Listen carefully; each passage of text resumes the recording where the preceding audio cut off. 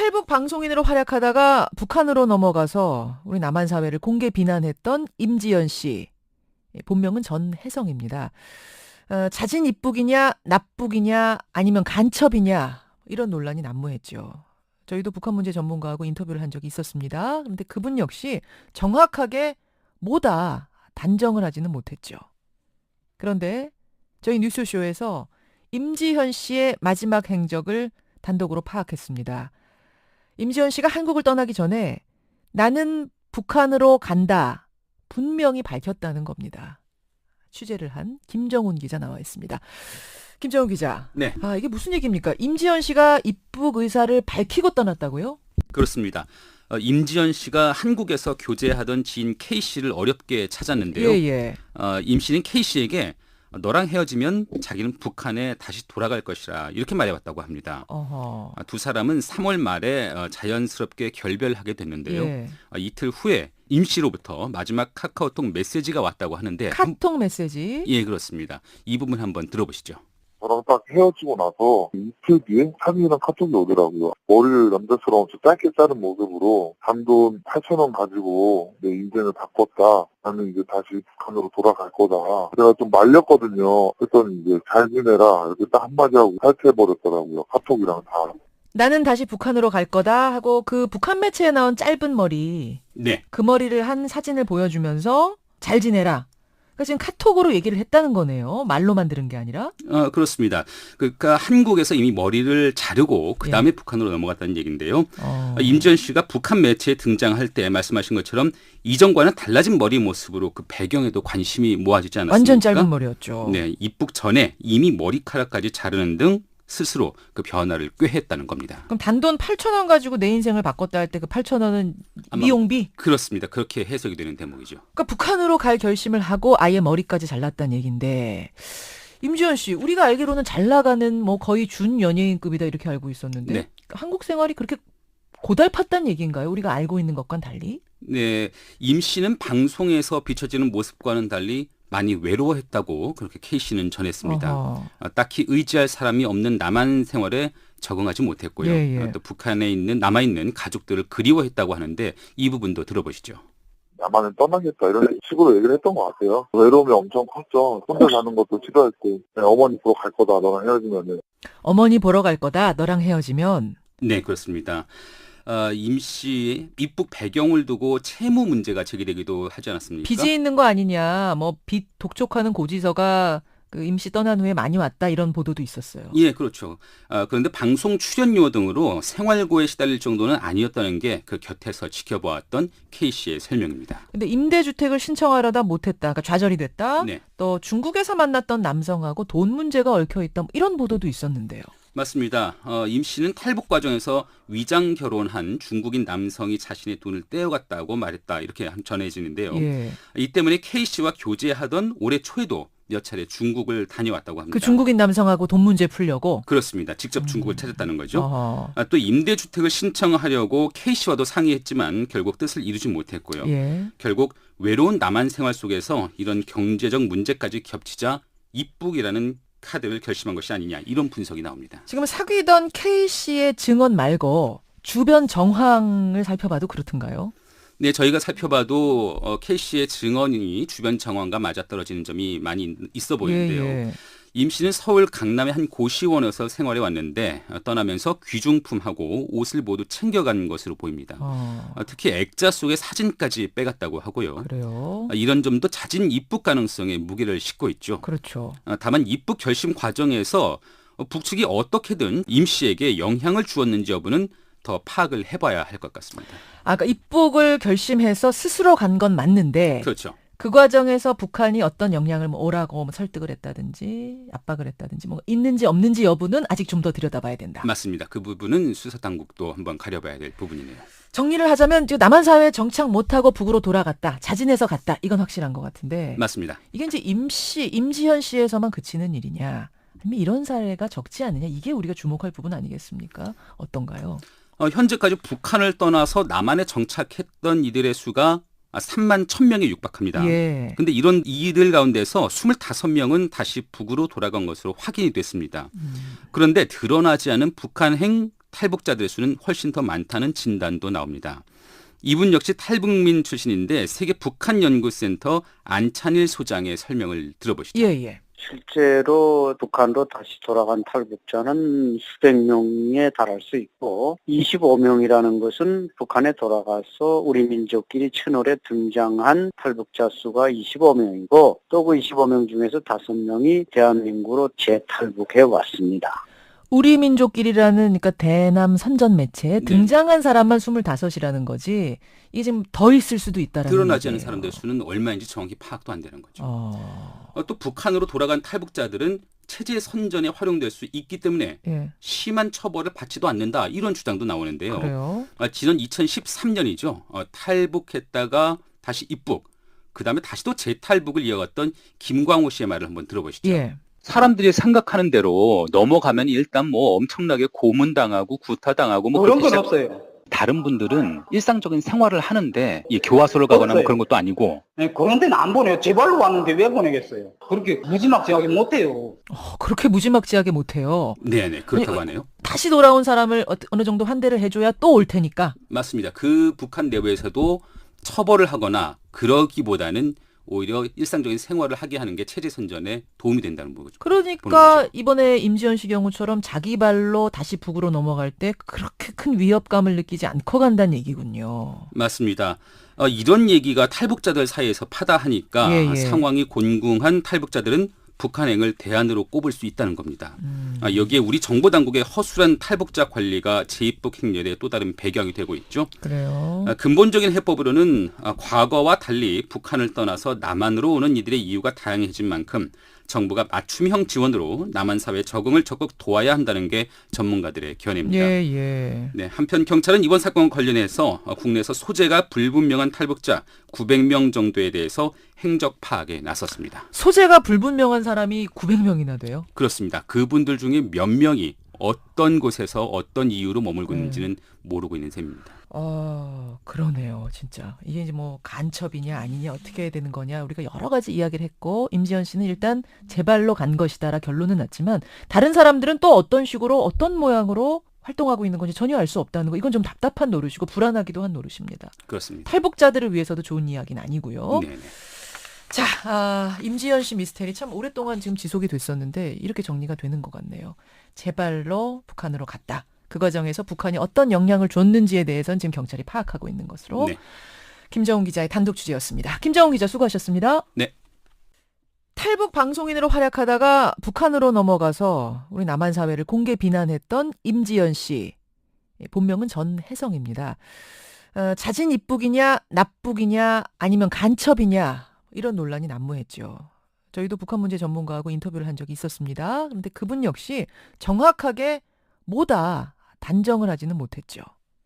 그런데 저희 뉴스쇼에서 임지현 씨의 마지막 행적을 단독으로 파악했습니다.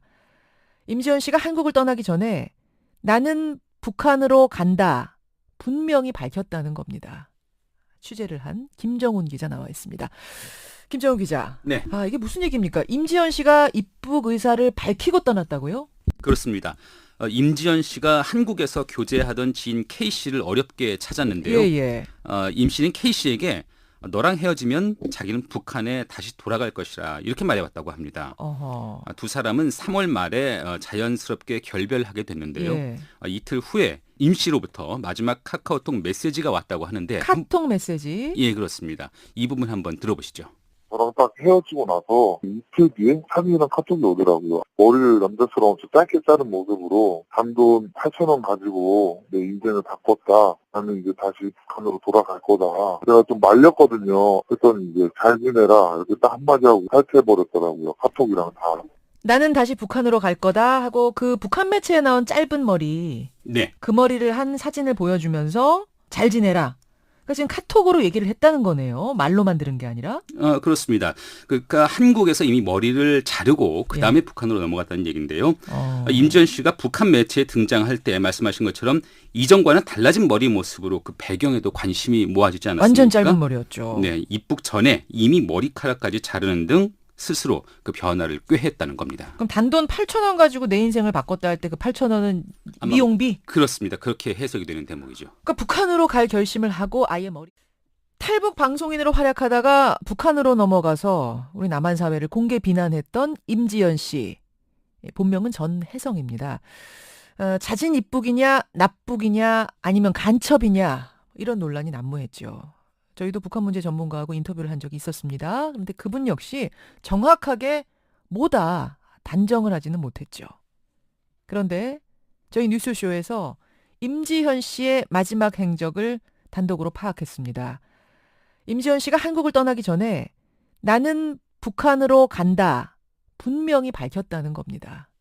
취재를 한 김정훈 기자 나와 있습니다. 김정훈 기자. 네. 이게 무슨 얘기입니까? 임지연 씨가 입북 의사를 밝히고 떠났다고요? 그렇습니다. 임지연 씨가 한국에서 교제하던 지인 K 씨를 어렵게 찾았는데요. 예. 임 씨는 K 씨에게 너랑 헤어지면 자기는 북한에 다시 돌아갈 것이라 이렇게 말해왔다고 합니다. 어허. 두 사람은 3월 말에 자연스럽게 결별하게 됐는데요. 예. 이틀 후에 임 씨로부터 마지막 카카오톡 메시지가 왔다고 하는데 카톡 메시지? 예, 그렇습니다. 이 부분 한번 들어보시죠. 저랑 딱 헤어지고 나서 이틀 뒤에 사진이랑 카톡이 오더라고요. 머리를 남자처럼 짧게 자른 모습으로 단돈 8,000원 가지고 내 인생을 바꿨다. 나는 이제 다시 북한으로 돌아갈 거다. 제가 좀 말렸거든요. 그랬더니 이제 잘 지내라 이렇게 딱 한마디 하고 탈퇴해버렸더라고요. 카톡이랑 다. 나는 다시 북한으로 갈 거다 하고 그 북한 매체에 나온 짧은 머리 네. 그 머리를 한 현재까지 북한을 떠나서 남한에 정착했던 이들의 수가 3만 1,000명에 육박합니다. 예. 근데 이런 이들 가운데서 25명은 다시 북으로 돌아간 것으로 확인이 됐습니다. 그런데 드러나지 않은 북한행 탈북자들의 수는 훨씬 더 많다는 진단도 나옵니다. 이분 역시 탈북민 출신인데 세계 북한연구센터 안찬일 소장의 설명을 들어보시죠. 예. 실제로 북한으로 다시 돌아간 탈북자는 수백 명에 달할 수 있고 25명이라는 것은 북한에 돌아가서 우리 민족끼리 채널에 등장한 탈북자 수가 25명이고 또 그 25명 중에서 5명이 대한민국으로 재탈북해 왔습니다. 우리 민족끼리라는 그러니까 대남 선전 매체에 등장한 사람만 25이라는 거지.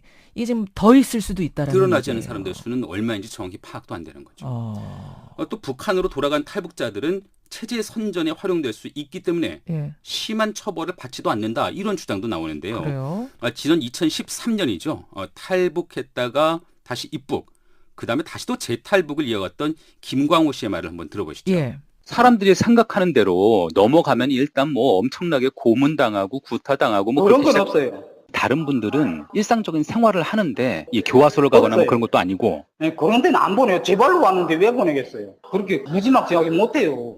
그렇게 무지막지하게 못해요. 네네, 그렇다고 하네요. 다시 돌아온 사람을 어느 정도 환대를 해줘야 또 올 테니까. 맞습니다. 그 북한 내부에서도 처벌을 하거나 그 돈 문제가 얽혀 있다. 이런 보도도 있었는데요.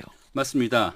임 씨는 탈북 과정에서 위장 결혼한 중국인 남성이 자신의 돈을 떼어갔다고 말했다. 이렇게 전해지는데요. 예. 이 때문에 K 씨와 교제하던 올해 초에도 몇 차례 중국을 다녀왔다고 합니다. 그 중국인 남성하고 돈 문제 풀려고. 그렇습니다. 직접 중국을 찾았다는 거죠. 어허. 또 임대주택을 신청하려고 K 씨와도 상의했지만 결국 뜻을 이루지 못했고요. 예. 결국 외로운 남한 생활 속에서 이런 경제적 문제까지 겹치자 입북이라는 카드를 결심한 것이 아니냐 이런 분석이 나옵니다. 지금 사귀던 K 씨의 증언 말고 주변 정황을 살펴봐도 그렇던가요? 네, 저희가 살펴봐도 K 씨의 증언이 주변 정황과 맞아떨어지는 점이 많이 있어 보이는데요. 예. 임 씨는 서울 강남의 한 고시원에서 생활해 왔는데 떠나면서 귀중품하고 옷을 모두 챙겨간 것으로 보입니다.